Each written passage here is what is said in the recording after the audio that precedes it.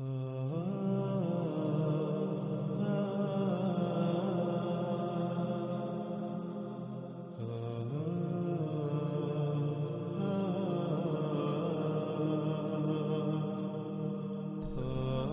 ناظرین، وہ تمام کے تمام انسان جو کھیتی باڑی سے تعلق رکھتے ہیں، جو کسان ہیں، وہ غور کریں کہ کیا انہوں نے دجال کو اپنا رب نہیں بنایا ہوا؟ کیا وہ نباتات اگانے کے لیے، فصلیں اگانے کے لیے اللہ سبحانہ و تعالیٰ پر، جس کا اللہ نے حکم دیا، یعنی فطرت پر انحصار کرتے ہیں، فطرت پر قائم ہیں، فطرت پر توکل کرتے ہیں، یا پھر وہ فصلیں اگانے کے لیے اسی ٹیکنالوجی پر، انہی ایجادات پر توکل کرتے ہیں؟ وہ زمین سے اگانے کے لیے کھادوں پر توکل کرتے ہیں، وہ زمین سے بہتر فصل کے لیے انہی ادویات پر، انہی سپرے اور طرح طرح کے کیمیکلز پر توکل کرتے ہیں؟ کیا وہ فطرتی بیج استعمال کرتے ہیں یا پھر جنیاتی بیج، جینیٹیکلی موڈیفائیڈ بیج، بہتر اور زیادہ پیداوار کے حصول کے لالچ میں؟ تو کیا آج آپ دجال کو اپنا رب نہیں بنا چکے؟ اور یہ دعوت آپ کو کس نے دی؟ دجال کے اسی راز نے جو دن رات، یعنی میڈیا، جو دن رات آپ کے بالکل سامنے سے آپ کو اپنی طرف کھینچتا ہے،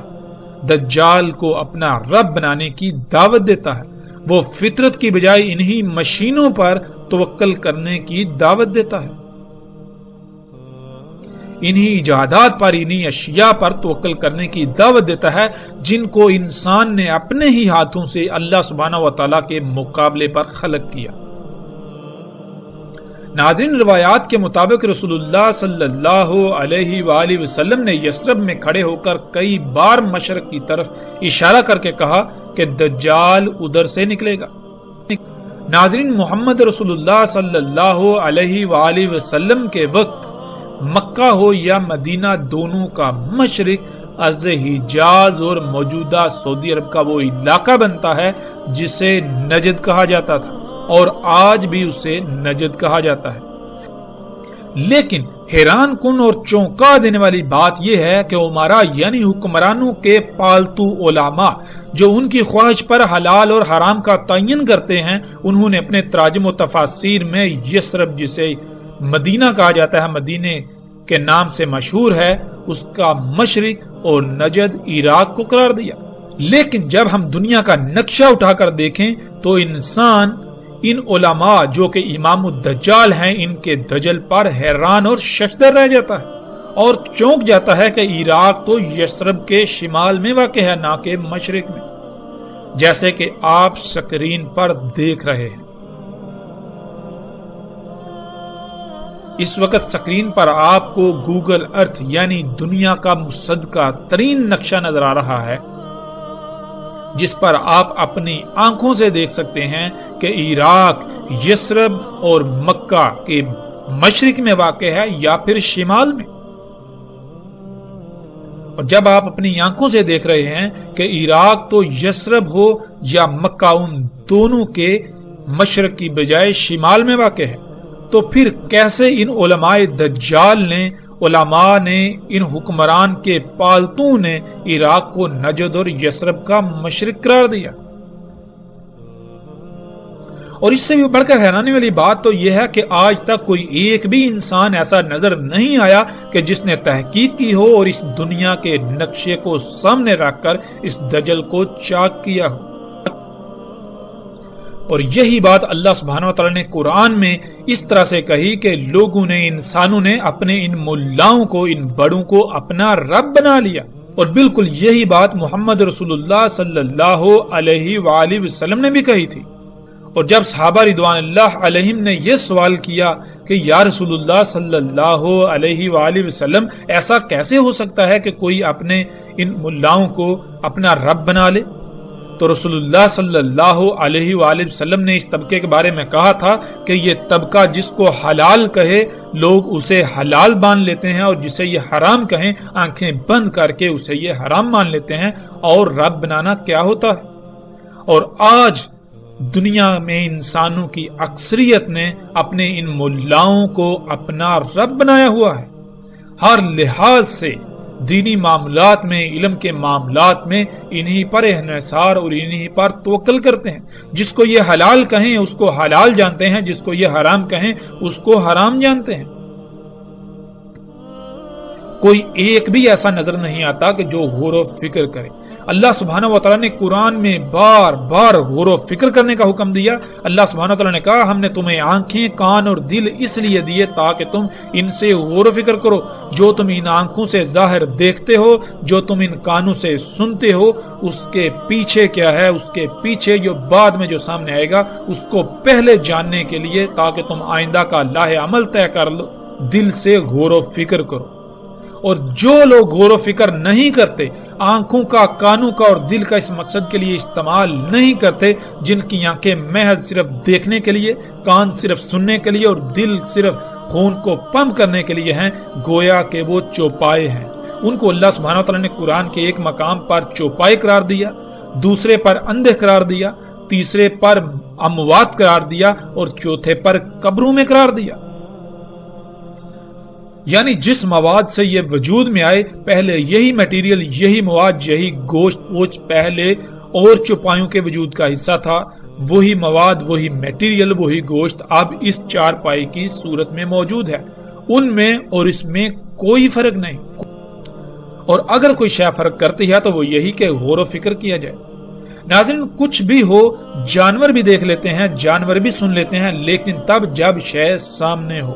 سامنے آنے سے پہلے جانور نہیں دیکھ سکتے، جانور نہیں سن سکتے، وہ سامنے آنے کے ہی محتاج ہیں۔ اور اگر انسان بھی تب ہی کسی شے کو دیکھے، تب ہی کسی شے کو سنے جب وہ سامنے آئے، تو ان میں اور انسانوں میں کیا فرق رہ جاتا ہے؟ انسان کو تو زمین پر لایا گیا تھا اس امتحان کے لیے کہ اس نے کہا تھا کہ میں زمین کا نظام چلا سکتا ہوں، میں دنیا کا نظام چلا سکتا ہوں۔ اللہ نے کہا تھا کہ نہیں، تو نہیں چلا سکتا، اگر تو نظام چلا سکتا ہے تو یہ لے، بطور امتحان چلا کر دکھا۔ اور اس زمین کا نظام چلانے کے لیے کیا فائدہ مند ہے، کیا نقصان دہ ہے، اس کو جاننے کے لیے غور و فکر کرنا ہی باقی مخلوقات سے امتیاز کرتا ہے۔ اور جب کوئی غور و فکر کرے گا ہی نہیں تو اس میں اور ان چوپایوں میں یا ان میں جو اموات ہیں کوئی فرق رہ جاتا ہے؟ ہرگز نہیں۔ لیکن سب سے حیران کن اور چونکا دینے والی لرزہ خیز بات یہ ہے کہ یہی ملا جن کو لوگ اپنے سروں پر بٹھائے ہوئے ہیں، یہ کہتے ہیں کہ تحقیق سے کام نہ لو، عقل سے نہیں بلکہ نقل سے کام لیا جائے۔ یعنی جو ہمارے آباء و اجداد نے ہمارے لیے لکھ کر چھوڑ دیا، صرف اور صرف اسی پر اکتفا کرو، اس سے آگے تم اپنی عقل نہیں دوڑا سکتے، تم غور و فکر نہیں کر سکتے۔ اگر تم غور و فکر کرو گے تو گمراہ ہو جاؤ گے، نئی نئی راہیں ایجاد کر بیٹھو گے۔ تو نعوذ باللہ، کیا اللہ سبحانہ و تعالیٰ نے جو قرآن میں یہ تمام کی تمام آیات بیان کی، ان کو نکال کر باہر پھینک دیا جائے؟ بنی اسرائیل کو اللہ سبحانہ وتعالی نے کہا کہ ان کو سور اور بندر بنا دیا گیا، تو کیا وہ جسمانی ساخت ان کی تبدیل کر کے ان کو سور بندر بنایا گیا، یا پھر اللہ سبحانہ وتعالی نے قرآن میں بالکل واضح کیا کہ ان پر اللہ سبحانہ وتعالی نے کہا تھا کہ ہم نے تم پر حلال کیا طیبات کو، مگر انہوں نے طیبات کو چھوڑ کر خبائث کو اختیار کیا، جس سے ان کے اندر وہی خصوصیات پیدا ہوگی جو سور اور بندر میں ہوتی ہیں۔ سور کی گردن نہیں مڑتی، اور گردن کا پیچھے نہ مڑنا، اس کا مطلب یہ ہوتا ہے کہ پیچھے مڑ کر نہ دیکھ پانا، اور پیچھے مڑ کر نہ دیکھ پانا تدبر نہ ہونے کی علامت کہلاتا ہے کہ آپ نے جو پیچھے کیا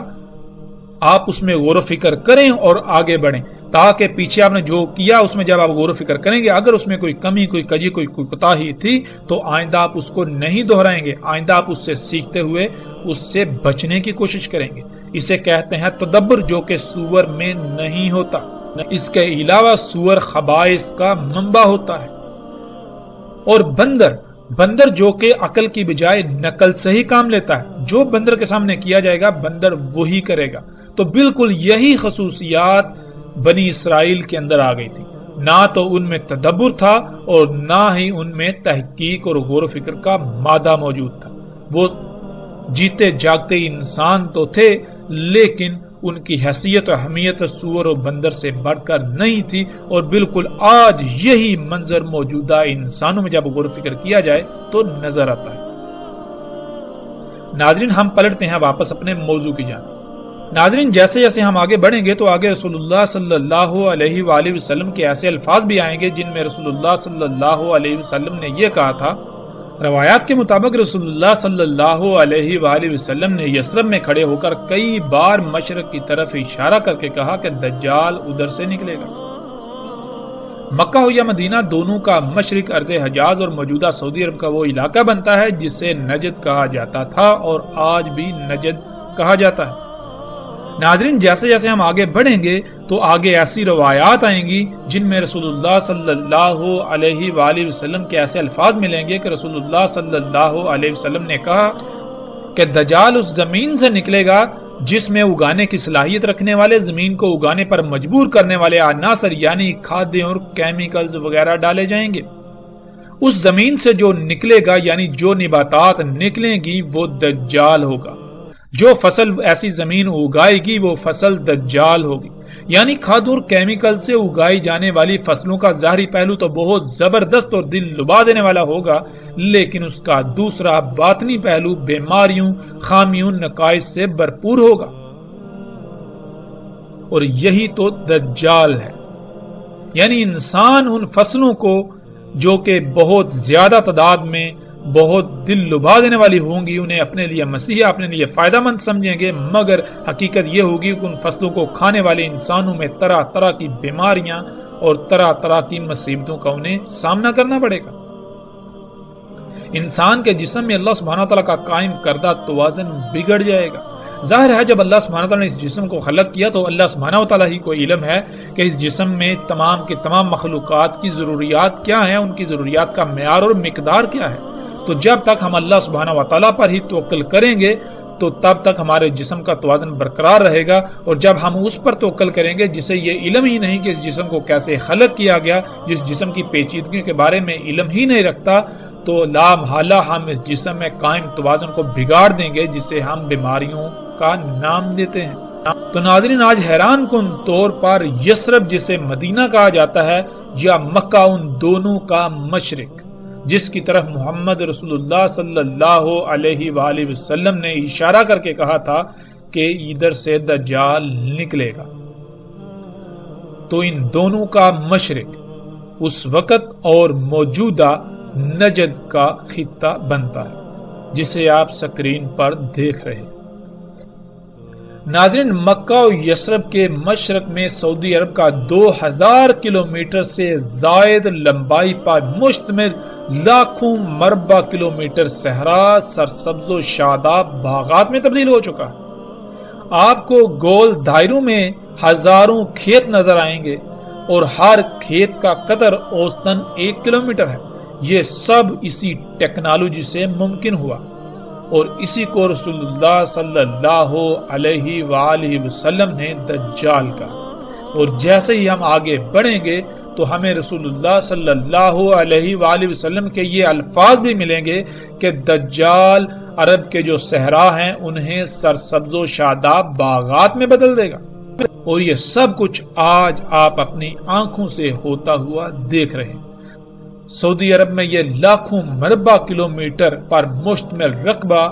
جس سے جو فصلیں حاصل کی جا رہی ہیں وہ سب کا سب دجال ہے. وہ تمام کی تمام فصلیں دجال ہیں. یعنی وہ ظاہراً تو بہت خوشنما ہیں لیکن ان فصلوں کو کھانے والے جاندار ہوں یا انسان یا وہ حشرات ہوں، وہ سب کے سب طرح طرح کی بیماریوں کا شکار ہو رہے ہیں. ان مخلوقات کا ایک ظاہری پہلو تو خوشنما ہے لیکن ان کا جو باطنی پہلو ہے وہ ہر لحاظ سے عیب زدہ ہے. اور ناظرین وہ طبقہ جس طبقے کو رسول اللہ صلی اللہ علیہ وآلہ وسلم نے آسمانوں کے نیچے بدترین مخلوق قرار دیا، یہی علماء دجال جن کے دجل کی اصل حقیقت آپ تصاویر میں دیکھ رہے ہیں. آج تک شمال کو مشرق بنا کر پیش کیا جاتا رہا. رسول اللہ صلی اللہ علیہ وآلہ وسلم نے مکہ و یثرب کے مشرق والی زمین سے دجال کے نکلنے کا بتایا تو انہی علماء دجال نے حکمرانوں کے پالتوں نے اس کو عراق بنا دیا کہ مشرق میں عراق واقع ہے، حالانکہ مشرق میں سعودی عرب کا نجد ہے نہ کہ عراق. عراق تو سعودی عرب کے شمال میں واقع ہے، اور سکرین پر نظر آنے والی تصاویر میں آپ یہ سب اپنی آنکھوں سے دیکھ رہے ہیں۔ ناظرین، جس روایت پر ہم بات کر رہے تھے واپس پلٹتے ہیں اسی کی طرف، اس کے اگلے حصے کی طرف۔ اس کے اگلے حصے میں رسول اللہ صلی اللہ علیہ وآلہ وسلم نے کہا، اور زمین کو امر کرے گا پس وہ اگائے گی، پس ان پر طاقتور سپرے کرے گا، وہ فصلیں اور جانور وغیرہ جلدی بڑے ہو جائیں گے۔ نہیں تھا ان کے لیے کیا گیا اتنا جلدی بڑا ہونا، اور ضرورت سے زیادہ ان کے تھن دودھ سے بھر جائیں گے اور محدود وقت میں شکم بار ہو جائیں گے۔ ناظرین، رسول اللہ صلی اللہ علیہ وآلہ وسلم کے الفاظ کے عین مطابق آج ٹیکنالوجی زمین کو حکم دیتی ہے تو زمین اگاتی ہے، اور ان فصلوں پر طرح طرح کے کیمیکلز کی سپرے کی جاتی ہے، جس سے وہ فصلیں اپنے وقت سے بہت پہلے جلدی بڑی ہو جاتی ہیں، اور ان فصلوں اور ایسی خوراکوں اور ایسے اجزاء کو کھانے والے جانوروں کے تھن حد سے زیادہ دودھ سے بھر جاتے ہیں، اور انہی فصلوں کو کھا کر جانور موٹے تازے ہو جاتے ہیں۔ یہ سب کچھ آج ہم اپنی آنکھوں سے ہوتا ہوا دیکھ رہے ہیں۔ نہ صرف ہوتا ہوا دیکھ رہے ہیں بلکہ ہم خود بھی اسی ٹیکنالوجی کو اپنا رب بنائے ہوئے یہی سب کچھ کر رہے ہیں۔ ناظرین، غور و فکر کریں کہ کیا آج آپ بھی یہ سب کچھ نہیں کر رہے؟ اگر آپ یہ سب کچھ کر رہے ہیں تو پھر آپ دجال کو اپنا رب بنائے ہوئے ہیں، آپ دجال کے فتنے کا شکار ہیں۔ ناظرین، کھادوں سے، ان کیمیکل سے، ان سپرے سے جو فصلیں اگتی ہیں وہ دیکھنے میں بہت بھلی لگتی ہیں، لیکن یہ صرف ظاہراً اچھی ہیں، مگر ان کا باطن لا تعداد بیماریوں سے بھرا پڑا ہے۔ یہی تو دجل ہے کہ ہر کوئی انہیں دیکھ کر اپناتا ہے، حاصل کرتا ہے، دیکھنے میں یہ سب بہت اچھا لگتا ہے، لیکن جب یہی انسان اور جانور کھاتے ہیں تو وہ مفلوج ہو جاتے ہیں، ان کو طرح طرح کی بیماریاں لاحق ہو جاتی ہیں، بچے وقت سے پہلے بالغ ہو جاتے ہیں، انسانوں کی عمریں کم ہو جاتی ہیں، جسم کمزور ہو جاتے ہیں، طرح طرح کی بیماریوں کا شکار ہو جاتی ہیں۔ بالکل اسی طرح دودھ تو زیادہ حاصل کر لیا جاتا ہے، لیکن ان غیر فطری طریقوں سے دجال پر توکل کرنے سے حاصل شدہ ہر شے کا ظاہری پہلو تو بہت خوشنما ہوتا ہے، لیکن اس کا باطن محض زہر ہی ہوتا ہے۔ یہی وہ دجل ہے آج جس کا ہر کوئی شکار نظر آتا ہے، اور کوئی بھی اسے پہچان نہیں پا رہا اور نہ ہی پہچاننا چاہتا ہے۔ اور ناظرین، غور کریں، وہ لوگ جو کسان ہیں، جو برصغیر سے تعلق رکھتے ہیں، کہ سن 2000 کے آس پاس کی بات ہے کہ جانوروں کو ایک نئی بیماری کا سامنا کرنا پڑا کہ دیکھتے ہی دیکھتے جانور کو سانس کی پرابلم ہوتی، اس کے منہ سے جھاگ نکلنا شروع ہو جاتی، 1 2 زیادہ سے زیادہ 3 اور 4 دن کے اندر اندر جانور کی موت ہو جاتی، وہ کھانا پینا چھوڑ دیتا، اس کو سانس بھی بہت مشکل سے آتی، سانس لینے میں انتہائی مشکل کا سامنا کرنا پڑتا، یہاں تک کہ جب وہ سانس لیتا تو اس کے گلے سے غرارے کی آواز آتی، جیسے کہ اس کے گلے سے سانس انتہائی مشکل سے گزر پا رہی ہے۔ اور اس بیماری سے برصغیر میں لاکھوں نہیں کروڑوں کی تعداد میں جانوروں کی ہلاکت ہوئی، دیکھتے ہی دیکھتے۔ اس بیماری کو گل گوٹو کا نام دیا گیا، لیکن آج تک کسی نے بھی اس بیماری کی اصل وجوہات کو سامنے لانے کی کوشش ہی نہیں کی۔ کسی نے آج تک کسانوں کو اس کی حقیقت کے بارے میں نہیں بتایا۔ وہ سیدھے سادے کسان جو زبان سے اللہ پر توکل کے دعوے دار ہیں، لیکن وہ دجال کو اپنا رب بنا بیٹھے، انہیں اس بات کا شعور اور علم ہی نہیں کہ یہ سب اسی دجال کی وجہ سے ہوا۔ انہوں نے اپنے اس نقصان کی ذمہ داری، اپنے جانوروں کی موت کی ذمہ داری اللہ کے اوپر ڈال دی کہ یہ سب اللہ کا کیا ہوا ہے، یہ سب اللہ کی مرضی سے ہوا ہے، حالانکہ یہ اللہ کے اوپر بہت بڑا بہتان ہے۔ اللہ سبحان ہے، اللہ ایسی تمام کی تمام نیگیٹیوٹی سے پاک ہے، اللہ کے لیے ہے ہی حمد، تو کیسے اس چیز میں حمد ہو سکتی ہے؟ جس میں خامیاں، خرابیاں اور کوتاہیاں ہوں، کجیاں ہوں۔ اللہ کہتا ہے میں اپنے کسی کام میں کوئی کجی نہیں چھوڑتا، کوئی عیب نہیں چھوڑتا، کسی قسم کی کوئی لاپرواہی نہیں کرتا، کوئی کوتاہی نہیں کرتا۔ میری ہر خلق، ہر شے، میرا ہر کام ہر لحاظ سے پرفیکٹ ہوتا ہے، اس میں حمد ہوتی ہے۔ تو ہم نے کیسے یہ جرت کی کہ اس اتنے بڑے الزام کو اللہ سبحانہ تعالیٰ کے اوپر عائد کرنے کی؟ اور ناظرین، حقیقت کیا ہے؟ ناظرین، حقیقت یہ ہے کہ سن 2000 کے آس پاس بر صغیر میں پہلی بار وہ سپرے مارکیٹ میں آئے، وہ سپرے مارکیٹ میں لائے گئے جنہیں آج فصلوں پر چھڑکا جاتا ہے۔ ان کیمیکل کمپنیوں نے مال کو پانی کی طرح بہایا، لوگوں کو خریدا، اپنے ایجنٹوں کو حرکت میں لائے، جس سے انہوں نے دن رات ایک کر کے کسانوں کو لالچ دے کر اپنے ان سپرے، اپنے ان کیمیکلز، ادویات کو بیچا۔ جب کسانوں نے ان ادویات کا، ان کیمیکلز کا بذریعہ سپرے اپنی فصلوں پر استعمال کیا تو فضا زہر آلود ہو گئی۔ وہ زہر آلود فضا سب سے زیادہ جانوروں پر اثر انداز ہوئی۔ دیکھتے ہی دیکھتے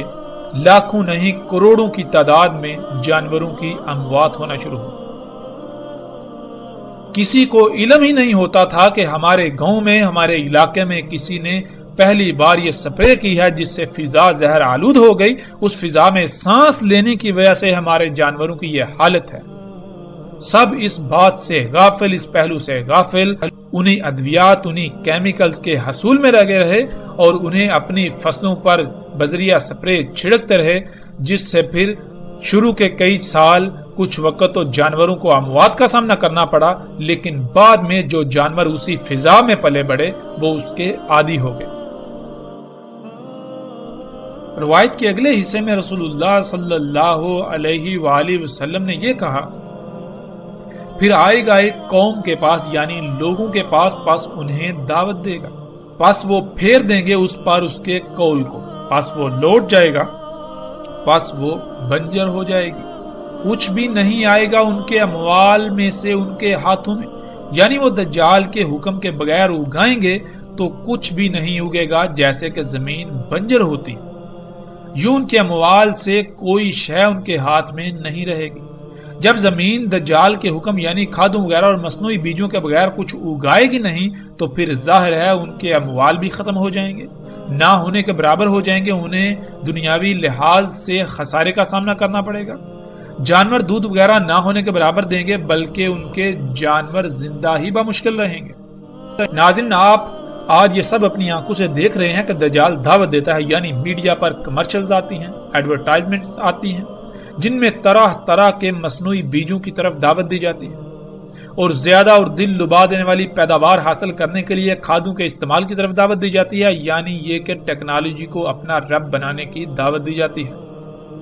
اپنی ضروریات کو پورا کرنے کے لیے، اپنی ضروریات کو وجود میں لانے کے لیے انہی مشینوں، انہی اشیاء، اسی ٹیکنالوجی پر توکل کر دیں، اسی پر انحصار کرنے کی دعوت دی جاتی ہے۔ اور جو لوگ اس دعوت پر ایمان لاتے ہیں، اس دعوت کو یعنی میڈیا کی ان باتوں کو تسلیم کرتے ہوئے عمل کرتے ہیں، ٹیکنالوجی کو اپنا رب بناتے ہیں، تو ان کے کھیت حد سے زیادہ پیداوار دیتے ہیں، ان کے جانور حد سے زیادہ دودھ دیتے ہیں، ان کے جانوروں کی کوکھیں محدود وقت میں بڑھ جاتی ہیں، وہ خوشحال نظر آتے ہیں۔ لیکن جو لوگ جان جاتے ہیں کہ یہ سب دجل ہے، بے شک دیکھنے میں یہ سب اچھا ہے، لیکن یہ صرف اور صرف فساد ہے،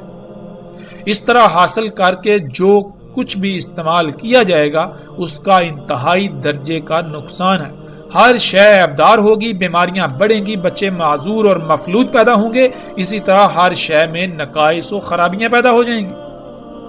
تو وہ لوگ ٹیکنالوجی کو رب بنانے کے بجائے فطرت پر انحصار کرتے ہوئے جب قدرتی بیج استعمال کرتے ہیں اور کھادوں کے بغیر، اس ٹیکنالوجی کے بغیر اگاتے ہیں، بارشوں پر انحصار کرتے ہیں، تو نتیجہ یہ نکلتا ہے کہ گویا ان کی زمین بنجر ہے، کچھ بھی نہیں اگتا، اور پھر ایسے حالات میں دنیا جہنم سے کم نہیں رہ جاتی۔ ایسے حالات میں پھر ثابت قدم رہنا انتہائی مشکل ہو جاتا ہے، اور اسی کا رسول اللہ صلی اللہ علیہ وآلہ وسلم نے حکم دیا تھا کہ اے اللہ کے غلاموں، یعنی اے وہ لوگوں جو اس وقت، اس دوران اللہ کی غلامی کر رہے ہوگے، ڈٹے رہنا، اللہ کی غلامی پر ثابت رہنا۔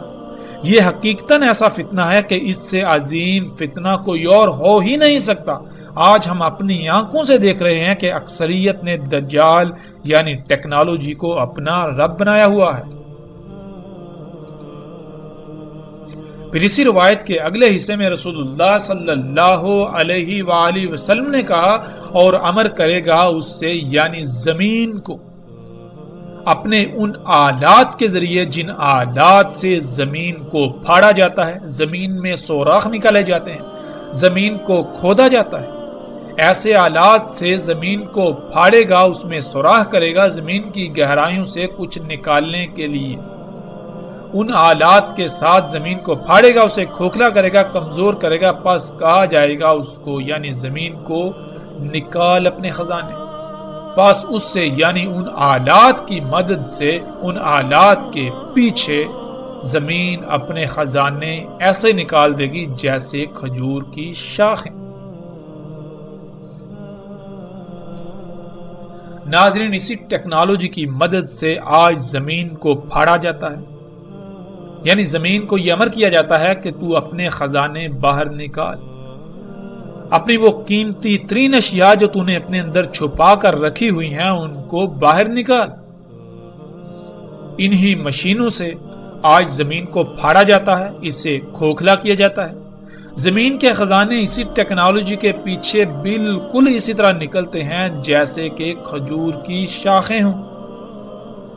ناظرین، سب سے پہلے کھجور کی شاخوں کو دیکھیں اور اس کے بعد رسول اللہ صلی اللہ علیہ وآلہ وسلم کے الفاظ کو ذہن میں رکھتے ہوئے تصاویر کو دیکھیں تو آپ چونک جائیں گے کہ کیسے رسول اللہ صلی اللہ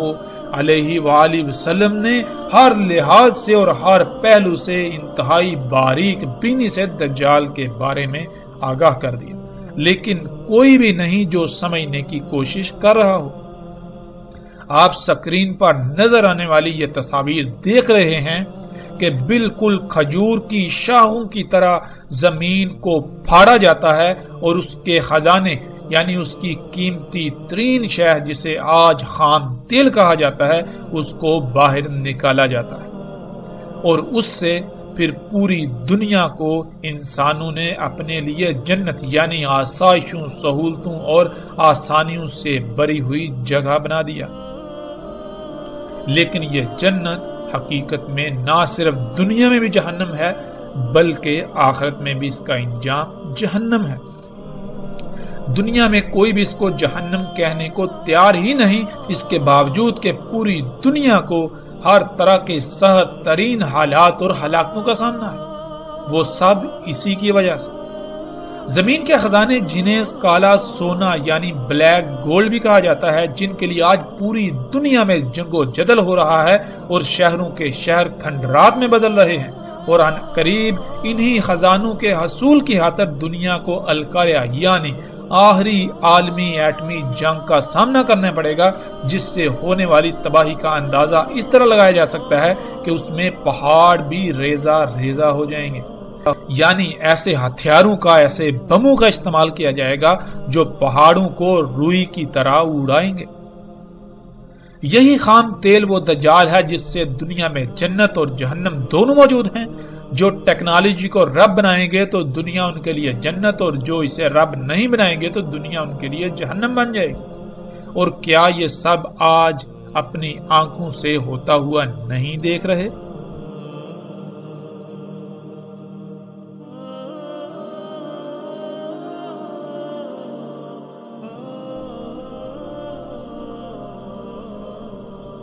بلا شک و شبہ آج ہم یہ سب اپنی آنکھوں سے ہوتا ہوا دیکھ رہے ہیں۔ اس کے باوجود اگر ہم حقائق سے آنکھیں چرانا چاہتے ہیں، آنکھیں بند کر کے انہی طرح طرح کی کہانیوں کو سننا چاہتے ہیں، انہی کو تسلیم کرنا چاہتے ہیں، محظوظ ہونا چاہتے ہیں، تو فیصلہ ہمارے ہاتھ میں۔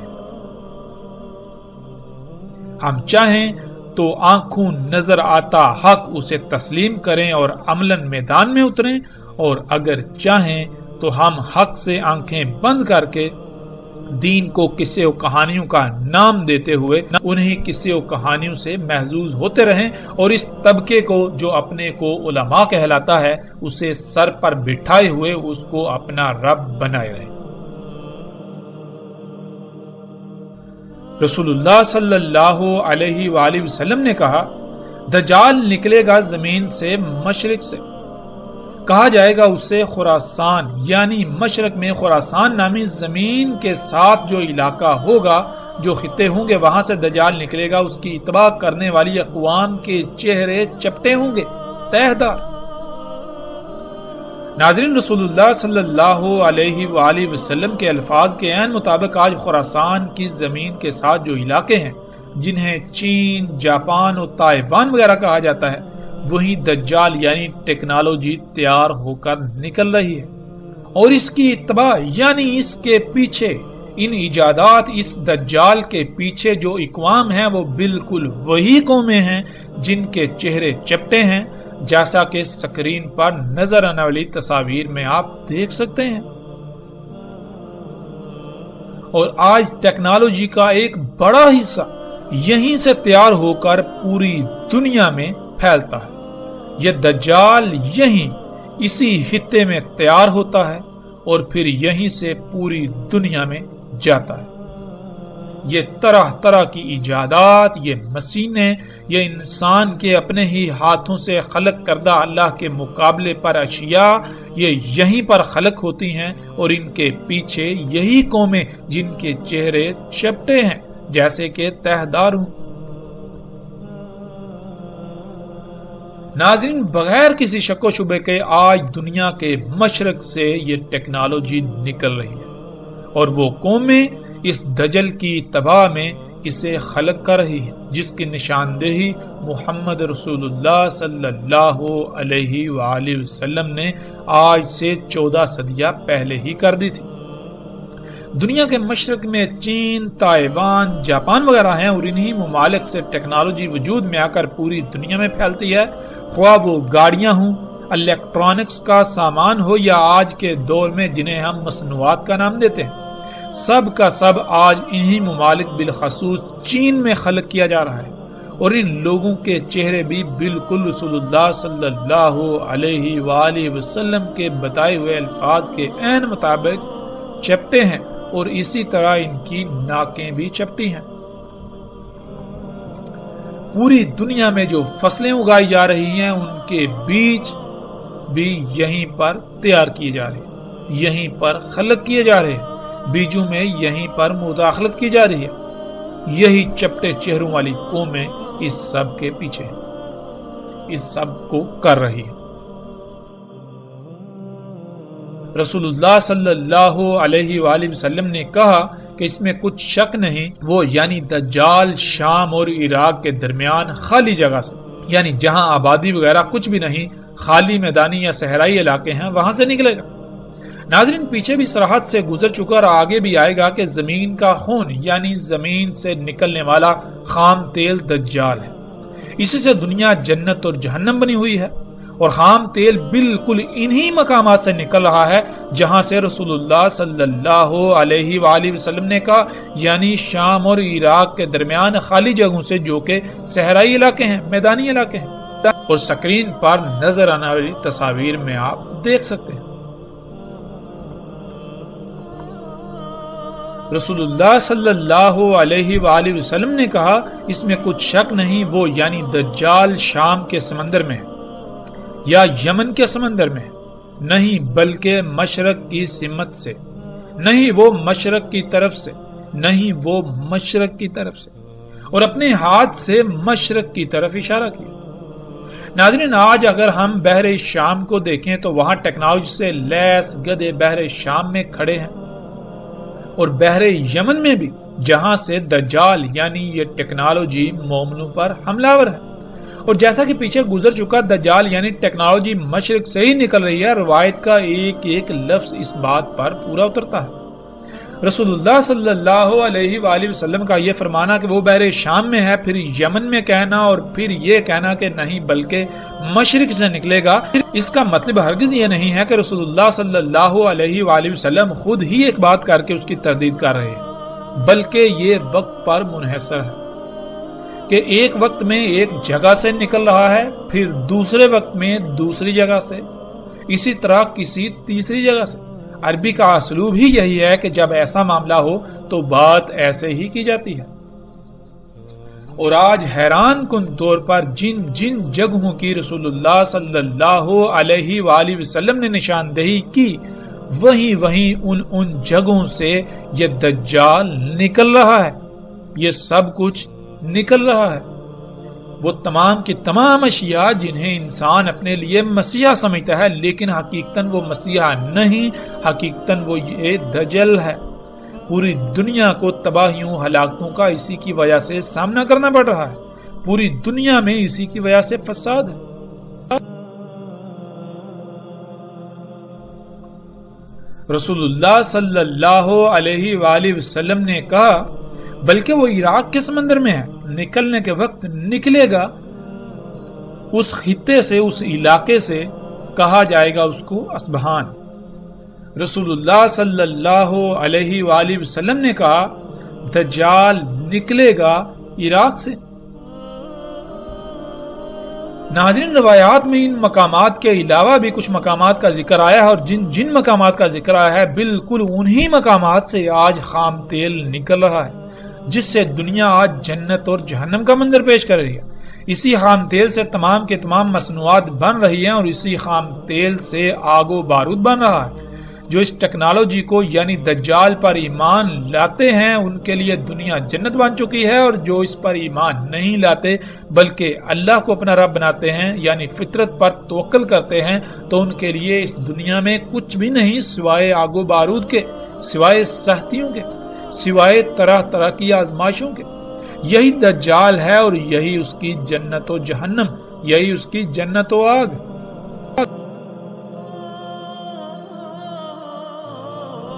رسول اللہ صلی اللہ علیہ وآلہ وسلم نے کہا اس میں کچھ شک نہیں، ٹھیک کرے گا پیدائشی اندھے کو اور برس یعنی جزام کوڑ کے مریضوں کو،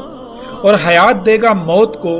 اور کہے گا انسانوں کو میں تمہارا رب ہوں،